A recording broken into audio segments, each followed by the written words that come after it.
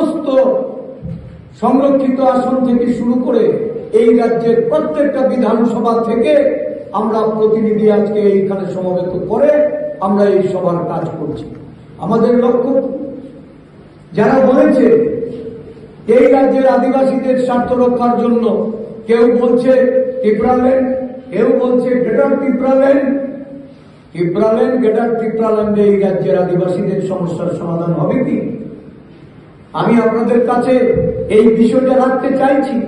আদিবাসীরা চায় উন্নয়ন, আদিবাসীরা চায় কর্মসংস্থান, আদিবাসীরা চায় বাসস্থান, আদিবাসীরা চায় খাদ্য, আদিবাসীরা চায় তাদের জন্য একটা শান্তি সম্প্রীতির পরিবেশ এই রাজ্যে বিরাজ করুক। কি চলছে এই রাজ্যে?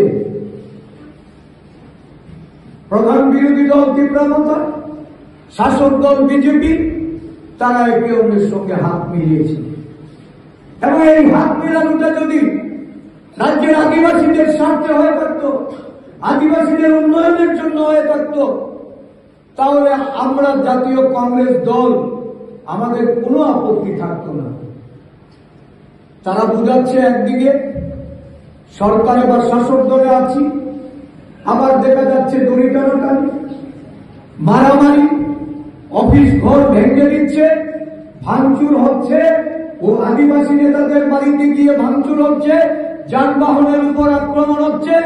দুটি দল একসাথে থাকলেও তাদের মধ্যে কোনো সমন্বয় নেই, তাদের মধ্যে কোনো রাজনৈতিক বোঝাপড়া নেই।